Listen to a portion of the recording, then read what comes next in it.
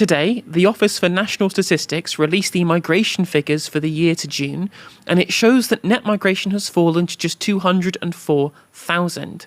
The previous 12 months, the last of the Conservative government, showed net migration figures of 649,000, meaning the latest figures represent an almost 70% drop in net migration, a big win for Keir Starmer. But how do the figures break down? Net migration essentially is calculated as the number of people migrating to the UK minus the number of people leaving, so this number could represent either a fall in arrivals or an increase in leavers. The reality is that it's a bit of both, but it's mostly driven by a big drop in arrivals.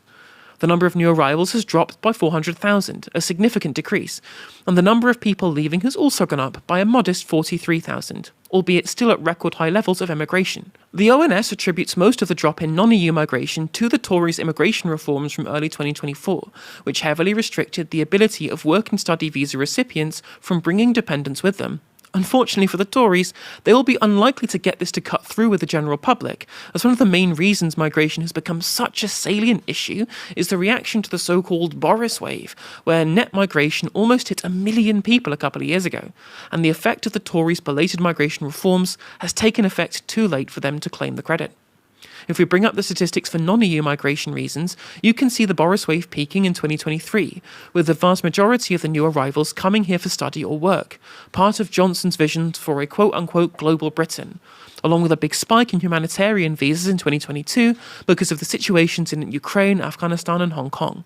You can also see that although study visas have only fallen slightly and are recovering from a low at the start of the year, work visas are continuing to fall. There is an economic cost to this, however. A reduction in student visas will reduce capital inflows to the UK, making our balance of payments worse, and it will take desperately needed funding away from already struggling universities.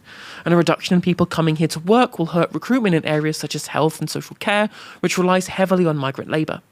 One of Labour's biggest missions in the run-up to the election was to have the highest sustained growth in the G7, but one of the biggest drags on growth is a stagnant productive base. Here's Times economics editor Mehreen Khan explaining succinctly how this reduction in migration will hurt the economy. And the reality is this country hasn't really grown in productivity terms for the last 2 decades. The economy grows because the population grows. Tax revenues grow because more people pay those taxes, and often those are newcomers to this country. As a country, we are still able to attract people who want to live and work here. That's not true of lots of aging developing world economies, and I think we're kind of looking a gift horse in the mouth when we want to say not just no illegal migration, but this will inevitably just spill into a debate about migration, and it will have fantastic economic implications for this country, where migration has basically been the main driver of growth in this country since the financial crisis. To break down what she's saying, take a look at this chart. It shows contributions to economic output over the last 40 years. You can see that since 2010, the vast majority of increase in our productive capacity has come from increased labour output, as Tory austerity crippled capital investment and what's known as multi-factor productivity, which can be approximated roughly as innovation, i.e. anything that will make existing workers more productive in the same amount of time. Now, if it weren't for people coming to this country to live and work since 2010, we would probably have been in permanent recession. And unless Rachel Reeves can pull a magic productivity rabbit out of the proverbial hat between now and the next election, her growth promises seem completely out of step with her party's immigration promises. Contrast this to Spain, who have embraced immigration, and they have the highest growth in the EU. It's also worth pointing out that regular migration is only one half of this debate, and whilst Labour have seen the public's desire for reduced migration satiated, they still have to contend with the politically thorny issue of irregular migration. The new migration statistics don't make rosy viewing for the government on this issue, unfortunately.